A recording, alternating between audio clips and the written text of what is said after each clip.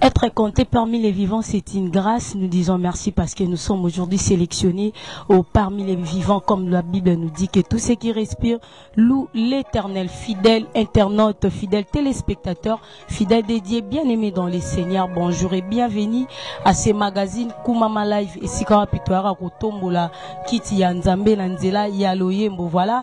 Et Kumama Live à l'élo Tokiti na studio. Toza bongo na commune ya Kalamu.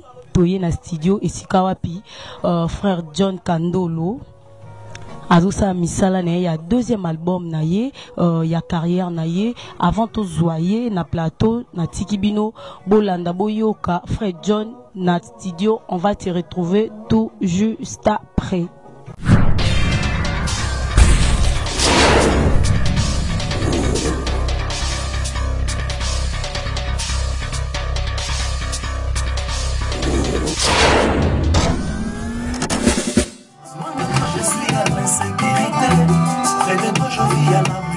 Méchant, on s'en a contrôlé à Kanaya, Bangona, la taille, il y a rien qui m'arrive, surtout quand on est bangoté, que j'en ai d'abord, ça n'a pas vu, au babu, il y a mon qui va comme un babulas, que je tombe à la mana, qui rete na yo, il y a mon aligné na lai, yo tikala, yo ne, on piquante à la porte.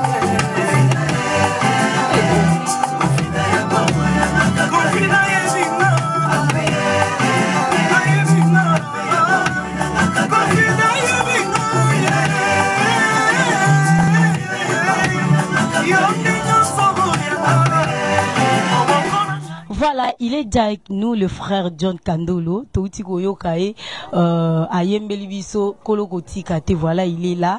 Je m'avais déjà dit bonjour à mon invité qui est le frère John Touré Kandolo. Bonjour. Bonjour, la Sangoboni. Ouais, Sangote, vraiment, na sepelinde les lobos. Pour surprendre Bisso na Kata Moussa en plein studio.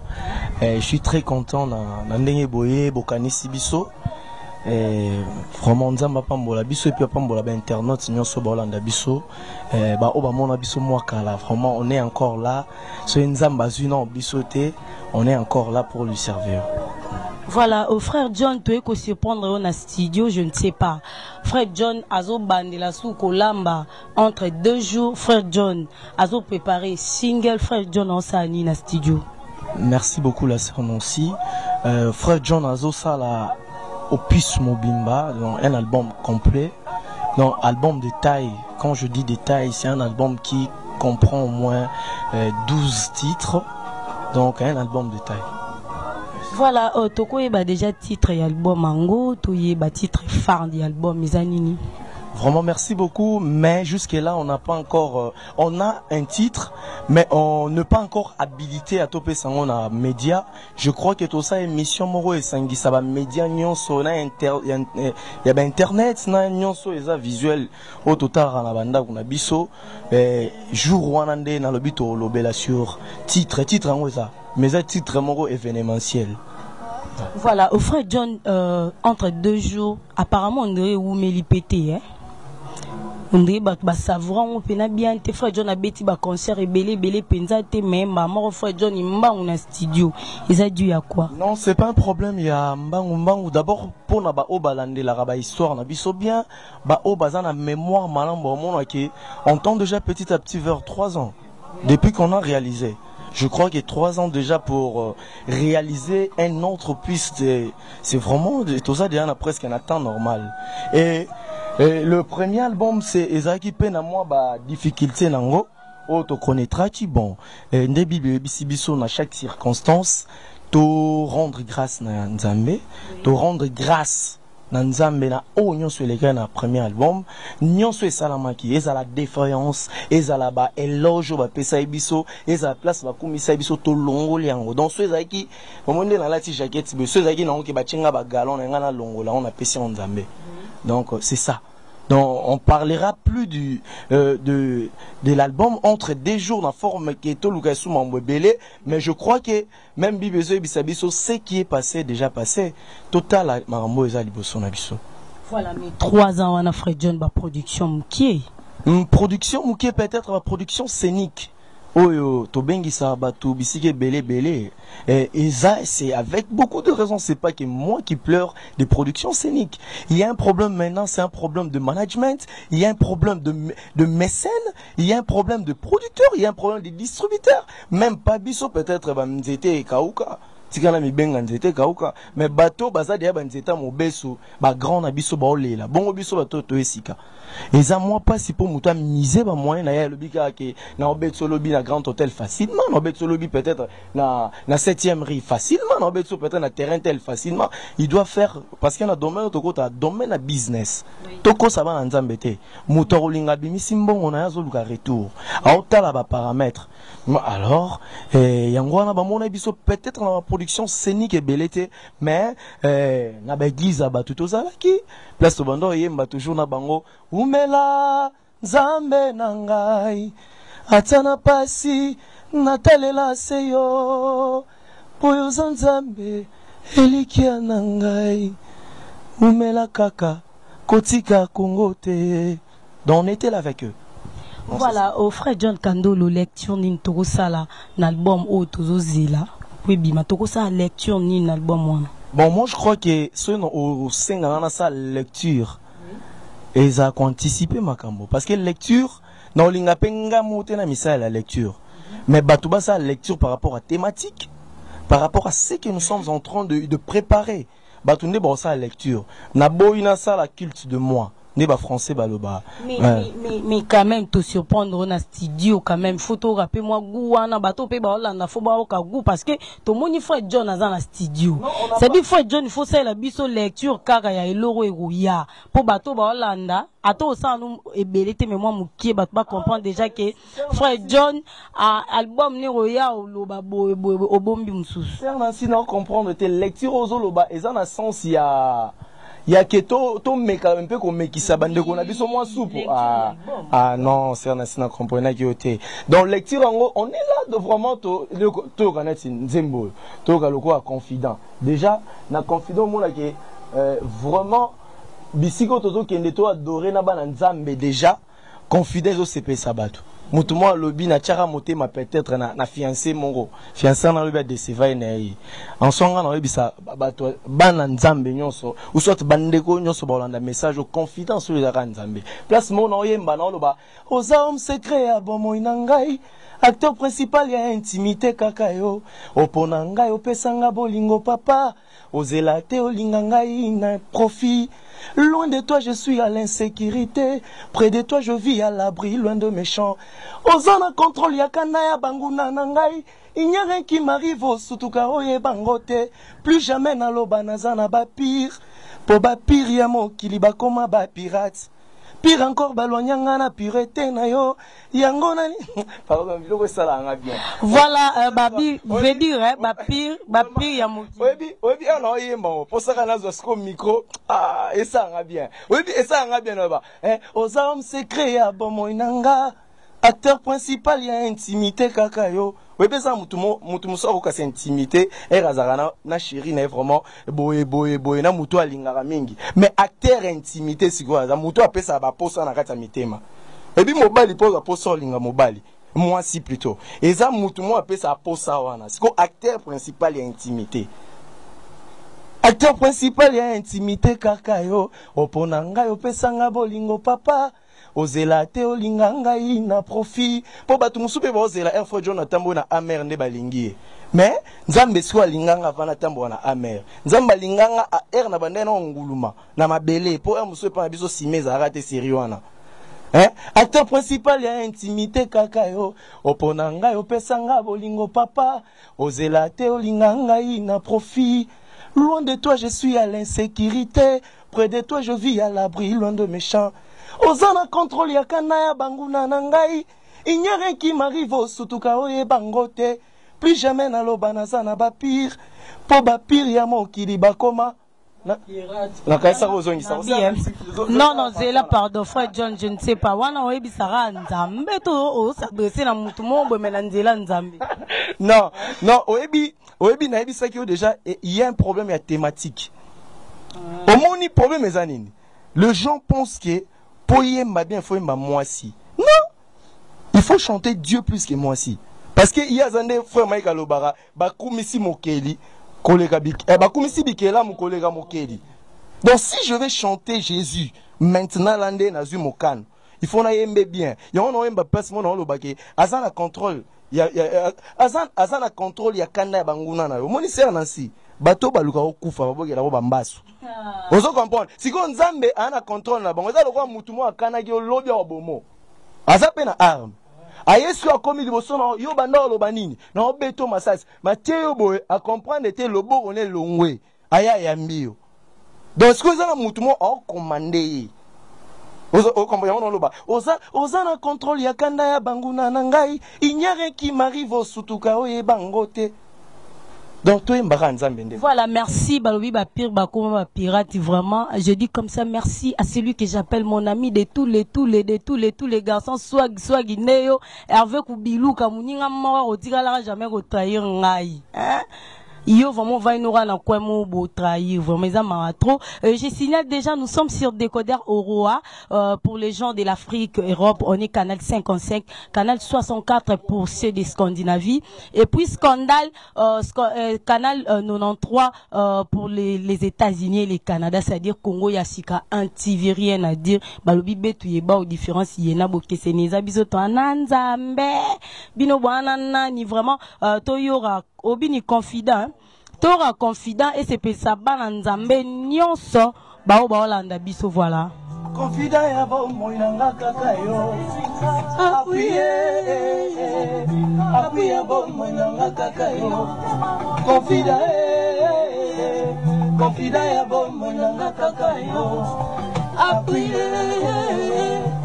appuyer bo moinanga kaka yo secret ya bo moinanga acteur principal ya intimité kaka yo ngai opesanga bolingo papa ozela te olinganga ina profit loin de toi je suis à l'insécurité près de toi je vis à l'abri loin de méchants ozana contrôle ya kanda ya banguna na ngai. Voilà tout landa confident vraiment frère John habité na banze mono nyonso tout oyo ozo préparer un album yo et un vocal numéro yemba kala ozo mission na album je ne sais pas vocal wana ezara po ezara ya yo to ezara po tout mon la po la sabat que yo no créer en auto place on a maloba inspiration ne souragi et puis ça c'est là ça les gars bien parce que les téléspectateurs vont comprendre que bien album ou bien.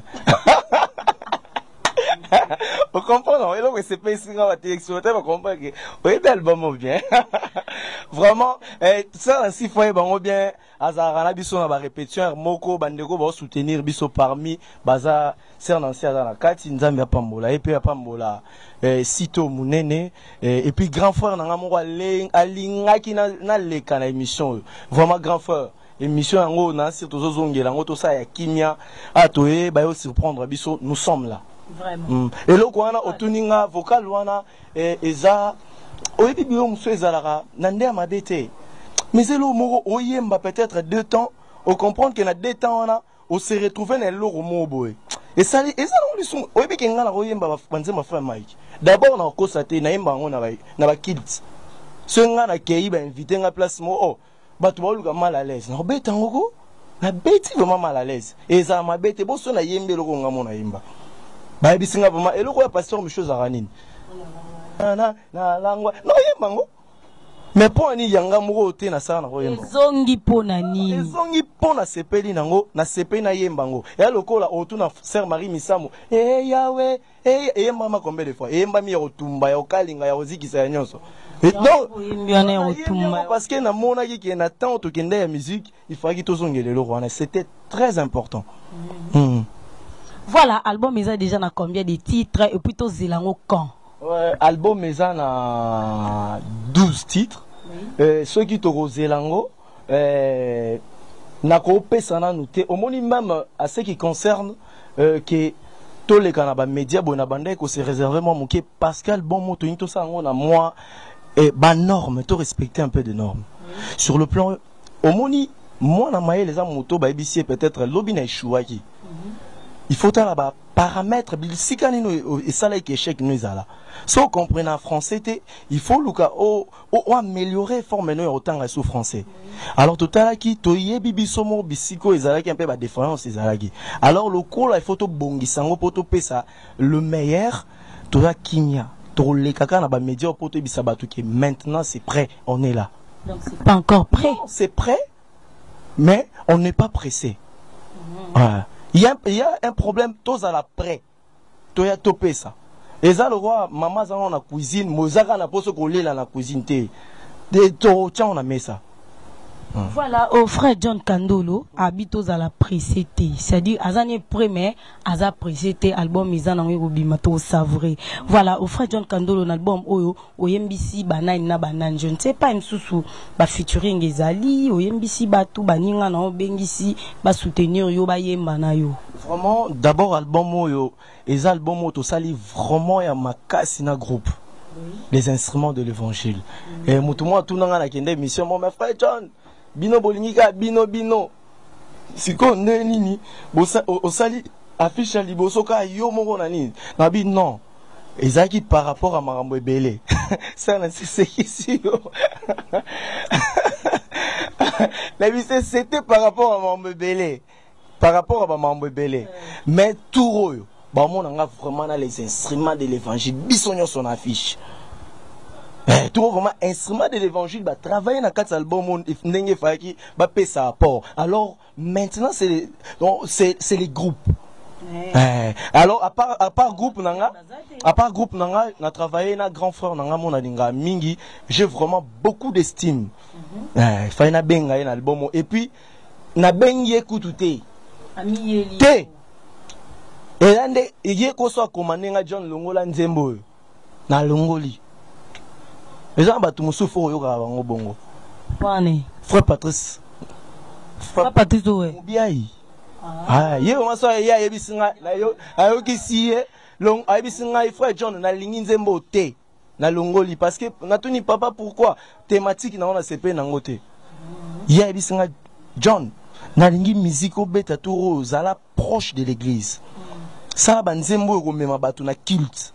Batu ba adoré, batu ba luka nzambe na banzembo nao. Alors batu bongo, il fallait kazala. Frère Patrice Moubiaï et puis na cadre ga événement lisusu na bombi sou kombo moro mais ba mi balé parce que o wana na enveloppe ngona titre album. Mais apparemment frère John a bomba to a bombi titre a bombi ba date a bombi sou bato ba yembi siko ezaka ba stratégie mi balé ezaka ba stratégie na bazami balé to dévoiler na nous frère Patrice siko moro no bombe point poisonner à mutu et gros appel frère Mike Kalambai et gros appel pasteur Michel Lukusa et gros appel pasteur Louvois et gros appel sœur Nancy to embi tanga ye sœur Nancy to embi na ngaso na embenga mo nga na ba na poto ba nzambe na yembi na album au moins te ngolo de l'album na ngala la peso permission te nga mo na lo ba na yembi ba fan na nga bozela na yembi ça va bien la mission sœur Nancy c'est qui mingi na émission et ça et ça vraiment une émission à Kitoko. Bon mais c'est comme ça et si ka toto mola kita nzambe sengwezara ça dit na paradis ko segana ko segama wezara te ah ma wezara te ko segana ko segana to beti to benga ngo sembola loboko on a un mystique donc et ça vraiment bien que ala pinga yo donc to zongi moi na lobe loronde ba babina na bango frère John ben inspiration aussi léon ozozonga sima po non inspiration aussi la té mais ezake ezala qui déjà to betango kana concert ezala album moroté donc to ça ndeni biloko belé donc to mekisa batu soupe ya album roya stratégie na biso za bongo. Bon, jusque là, ils ont bandé na poto, ils ont mis dans l'église na poto. Mais baluka kasiko bazwango format ya bazwango. Exacté. Vous comprenez ça Nancy? Mais frère John Paulini babiloka ba tout trop hein point. Nangi biloka nini? Chaud. Oh, mais comme singa parce que bana poto ba oyebisanga ko to frère John banze munonyo sozaka na média show exacté. Oui, bango. Tu exacté. Chose à quitter. Dans sa animation bien moi-même je me connais mais dans le bon mot tobimisa ki show te. Entre 2 jours, show ezalaki te. Show ezalaki mais ebimate sur ebimaki te sur nini. Vous comprenez? Ezalaki te sur image et autres. Ezalaki pour na bateau peut-être basoma ba CD na banda kuna bango. Mais ezalaki te. Ya to image il fait ça. Talaran kolo symbole le borosiko. Voilà, comprenez que nous sommes au studio, hein, tu veux aussi prendre un studio, c'est-à-dire ezaka bongo, bon mais ça na biso bongo pour toi na studio zo kendeka bongo. N'engana posé question mon mais frère John a ça répondre qui mais à répondre sous na ba ni na bino ba ben on y ba pochette Thierry Mombaya. Na ba pochette na bango. Pardon, na ba pochette na bango, na ba pochette na bino, boara minene ora bato ba yembi pona ora mingonga bato ezao batongo ba boti ba mikelo kwa ba fumi na se me fois John yemo wa vimbi likolo. Sko era nini? Non, eza problème à conception ebi nazo pesa na merci na frère na ndeko na biso ayambi biso na place au studio ya frère nanga Eric Bamba. Atuna nga ebisinga a proposer nga par rapport ya thème wana. Il y a thème album, titre album. Est-ce que Olinga osa affiche mo elongino ezate? Na bandeli et salengande moro. Mais na affiche batu bomo na ngona deux formes. Affiche e bimamune elongina biso yate. Mais elongina biso ezana nini msusu. Pour moi on a déjà que on fait pas na musala to salara, on fait pas le culte de nous. Déjà, nous allons promettre que affiche ou la conception dans toi déjà. Pour nous que toi on prêt. Mais toi en conception affiche et longué zate. Mais to bimise longué on a ba mamu mususu. Peut-être un album so simbi boy et longué zate. So balu so mo bilonga bato. On a mis ça l'autre salara et ça on peut-être on a qui pas concepteur a eu ça beau ça. Mais on fait pas les kits de nous. C'est Jésus qui doit être élevé au-dessus de tout.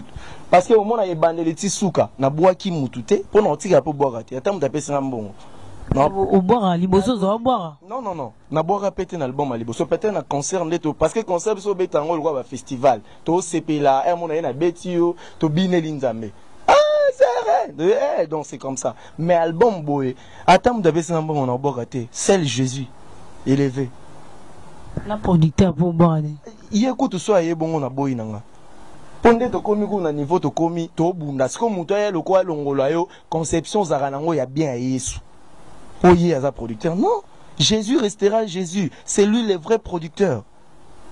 Voilà, c'est pour dire que album OB producteur azate. Non, jusque là producteur azanante to ça on a bisomoro mais album on a dit que to zana un grand producteur.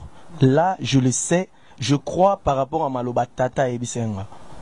Voilà, tozo kita petit à petit vers la fin ya magazine na biso frère John aina ba stratégie na ye ba stratégie neza ko bomba et puis ba stratégie na ya touro yo ye mo alobi arobi mana fiche te wana ba stratégie ya Saint-Esprit tata lobi na ye atap na nya ye abwaka te voilà on est dans maloba frère John Kandolo frère John tozo arrivé vraiment déjà na fait ya magazine na biso je ne sais pas lo ni noko promettre ba fan na yo ba na nzambe ba Olanda yo na Congo ya sika 1.tv. Vraiment merci beaucoup na bandeko nyonso ba Olanda biso pe ba nyonso ba landa biso dia quelque part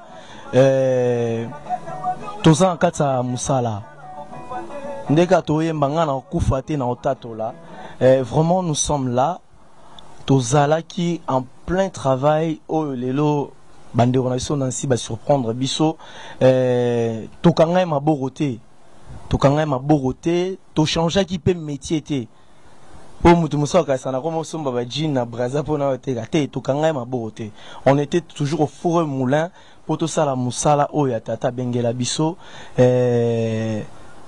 tozela album mais album par rapport à ndenge to linga to memelango et senga vraiment de moyens to était to kemande mais mutu amoni ki a tout sami a sepela diana banzemba frère John na ba album o ute ko leka obenga biso na habité sur ser ancien opesa biso aval to pesa numéro donc numéro ya frère John Kando les a 00243 89 88 55 050. Na bandeli sous 00243 89 88 55 050 pour soit au sol pour ngo comme bisoka à partir numéro oyo kota na WhatsApp to solo la to mettre un peu ko échanger ce qu'on a ba idée mususu lingi to sala so yo posa producteur oza distributeur o sepeli na musala oyo nzambe na yo amemo pene na biso to sa musalo ndenge longo bani.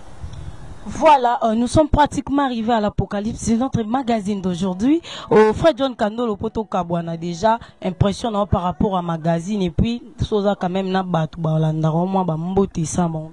Vraiment merci beaucoup na sepeli na magazine Congo ya Sika 1 vraiment Nzambe apambola bino. Là je vois mon frère Nataï à Jésus-Christ Johnny ndekonanga moko wana vraiment ndekonanga ya ndako ayebi nde na okola donc ayebi vraiment na saluer Sika Azali pe ba DG ba nyonso ya site oyo nzamba mona bango vraiment nous sommes ensemble soyez so zongité je crois que tozonga isusu pour la conférence de presse autour ça là to préparer vraiment yeso atombama. Voilà, Yeswa Tomwa Malilo Basuka et frère John Kandolo. Moi, j'ai dit comme ça, merci à celui qui était derrière la caméra, Thierry Mombaya, Thierry, merci à toi. Merci à la réalisation, il y a Pasteur Joyce, Kila, Johnny, Impi, l'homme à la taille de Jésus, Balobi, Mobali, à Tembe Sili, Bango, Docteur Philippe, qui saute, on est ensemble, il n'y a pas modifié. Jean-Marie Bakala, Presse Bamou, Papa Naobed, na Washington. Carle Mbala Carle, j'ai dit comme ça merci à Rachidi Bikoko na Brésil Balobi. Ah Lola vraiment fou moi mi ça dit comment live Toto Mola Lola Thierry Mombaya Toto Mola Lola vraiment Lola Pasteur Joyce Toto Mola Lola voilà Toto Mboli Lola. Non vraiment les amis ça alobi nanga akodisi ngai mwana alobi nanga atelisi ngai mwa mokonzala api na yo